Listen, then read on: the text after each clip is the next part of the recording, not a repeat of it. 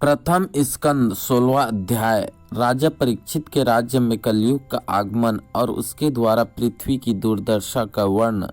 सूत जी बोले, ब्राह्मण इस प्रकार जब पांडव हिमालय को चले गए तब परीक्षित उत्तम ब्राह्मणों की शिक्षा से पृथ्वी का पालन करने लगे। पश्चात राजा विराट के पुत्र उत्तर की पुत्री इरावती के साथ उनका विवाह हुआ। उससे उनका जन्मेजय आदि 4 पुत्र उत्पन्न हुए। उन्होंने कृपाचार्य को गुरु मानकर गंगा के किनारे बहुत बड़े बड़े 3 अश्वमेध यज्ञ किए। देवताओं ने आकर उन्हें दर्शन दिए। फिर जब वे राजा परीक्षित दिग्विजय करने चले तो उन्हें मार्ग में राजा के वेश में कलयुग मिला, जो अपने पैर से गौ और बछड़ों को मार रहा था। इससे राजा ने उसे पकड़ लिया। जब सूत जी ने ऐसा कहा तब शौनक जी ने कहा, हे ऋषि श्रेष्ठ, कलयुग ऐसा क्यों कर रहा था और राजा परीक्षित ने उसे क्यों पकड़ा? यदि इसमें श्री कृष्ण की कथा का कुछ आश्रय होवे तो उसे चरित्र को हम लोगों से वर्ण कीजिए, अन्यथा इन अल्पायु मिथ्याभाषी मनुष्यों की अन्य असत्य बातों से क्या प्रयोजन है? इससे तो व्यर्थ ही आयु का नाश होता है। शौनक के ऐसे पूछने पर सूत जी कहने लगे, हे शौनक सुनो, जब राजा परीक्षित को यह मालूम हुआ कि कुसुमंडल देश में कलयुग आ बसा है तो वे बड़े ही क्रुद्ध हुए और अपने धनुष उठा सेना सजाकर दिग्विजय के लिए प्रस्थान किया।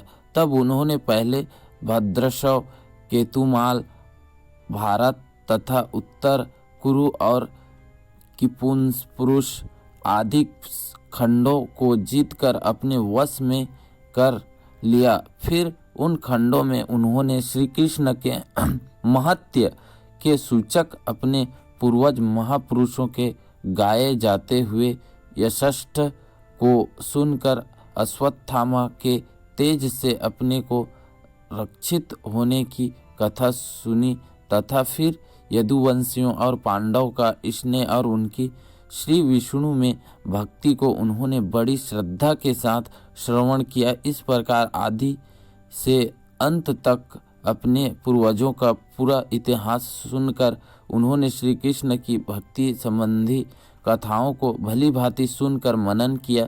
फिर जब वे कहा वहाँ से आगे चले तो उन्होंने क्या देखा कि बैल का शरीर धारण किए धर्म जा रहा है और उनके आँखों से आंसू की धारा बह रही है।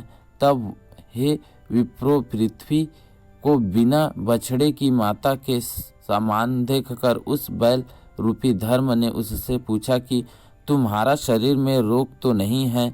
तुम कुछ सूखे हुए मुख से इस प्रकार शोभाहीन क्यों हो रहे हो? मुझे तुम्हारा भीतर कुछ मानसिक पीड़ा सी जान पड़ी है। क्या मैं तुम किसी अपने ऐसे बंधु के लिए चिंता में तो नहीं पड़ी हो जो कहीं दूर में रहता है, अथवा तुम कहीं तीनों पैरों से रहित एक पांव वाले मुझको तो नहीं सोच रहे हो? इसके अतिरिक्त कहीं शूद्रों से भोग की जाती हुई तुम अपने को तो नहीं सोचती हो, जिनके यज्ञ भाग हर लिए गए हैं, जिससे देवतागण असंतुष्ट हो जल नहीं बरसा रहे हैं? ऐसी दुख प्रजा को तो तुम नहीं सोच रही हो। फिर कहो कि तुम्हारे मन में उन दुराचारी राजाओं वंशों के प्रति कहीं दुख तो नहीं है जो उन्होंने अपने दरबार में ब्राह्मणों से सेवा का कार्य लेना आरंभ कर दिया है, क्योंकि अब कलयुग की प्रधानता आ गई है। स्त्रियां पर पतियों से आकर्षित हो रही हैं। नीच व्यक्तियों ने धर्मात्मा राजाओं को उजाड़ दिया है। लोग इधर उधर भोजन, पान, वासना, स्नान तथा मैथुन में वर्तमान हो रहे हैं। जो श्री कृष्ण जी पृथ्वी पर रहकर तुम्हारे भार को हल्का करते थे वे अंतर्ध्यान हो गए हैं। क्या इन सब उत्पातों को देखकर ही तुम दुखित तो नहीं हो गई हो?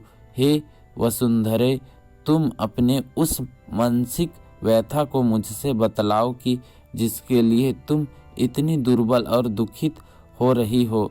हे माता, क्या बलवानों में अधिक बली काल ने तुम्हारा देव पूजित सौभाग्य को हर लिया है? तब धर्म के इस प्रकार पूछने पर पृथ्वी ने कहा, हे धर्म, तुम मुझ में क्या पूछते हो? भला ऐसी कौन सी घटना है कि जिस तुम नहीं जानते हो? भला कलयुग के आने से अब इस संसार में क्या रह गया है? अब सत्य, शुद्धता, दया, सरलता, क्षमा, दान, मन की निर्मलता, नेत्रों की स्थिरता, तपस्या और आचार आदि का अभाव, दूसरों के अपराध को सहन करने की शक्ति, लाभ में भी हर्षित न होना, शास्त्र चिंतन तथा ज्ञान, वैराग्य, ऐश्वर्य, शूरता, तेज, बल, स्मरण, स्वाधीनता, कार्य कुशलता, सौंदर्य, धैर्य, हृदय की कोमलता, नम्रता, उत्तम स्वभाव, मन, ज्ञानेंद्रियां तथा कर्मेंद्रियों की बुद्धिमत्ता, भोग सामग्रियों की प्राप्ति, गंभीरता, अचंचलता, श्रद्धा, यश, मान और निहंकारी भाव तथा और भी बड़े बड़े गुण की जिनकी लोक में प्रशंसा है, ये सब अब कहीं भी दिखाई नहीं पड़ते हैं। ऐसा जान पड़ता है कि ये सभी सद्गुण श्री कृष्ण के परम धाम जाते ही नष्ट हो गए अथवा कलयुग ने आकर इन सब का विनाश कर दिया। अन्यथा जिस लक्ष्मी के दृष्टिपात के लिए ही भगवान भक्त ब्रह्मादिक देवताओं ने बहुत दिनों तक तप किया और जिसके प्रेरित होकर वे अपने वासस्थान कमल वन को त्याग जिन विष्णु के चरणों की सुंदरता में आकर बस गई, उन भगवान के कमल, वज्र, अंकुश और ध्वजा से चिन्हित शोभा संयुक्त चरणों से शोभामायन अंगों वाली मैं उनमें से ऐश्वर्य पाकर तीनों लोकों से भी अधिक शोभामयन हुई। परंतु जब उस ऐश्वर्य के नाश होने का समय आया, तब उन्होंने मुझ गर्व करने वाला को यूं ही त्याग दिया। भला जो श्री कृष्ण सदा अपने वश में रहते थे, जिन्हें मेरा भार हरण करने के लिए कितनी ही अक्षिणी सेनाओं का संहार कर दिया, कितने ही अतताई और पापियों को मार मार के मुझ पर से होने वाली पाप को उठा लिया, जो अमित पराक्रमी और यदुकुल में बड़े ही सुंदर थे, जिन्होंने अपने प्रेम दृष्टि और सुंदर मुस्कान और मात्र से सत्यधामा आदि स्त्रियों के गर्व और उनके धैर्य को हर लिया था, जिनके मनोहरी वचनों में बिजली की सी शक्ति विद्यमान थी। उनका स्मरण करते ही मुझ रोमांच हो रहा है।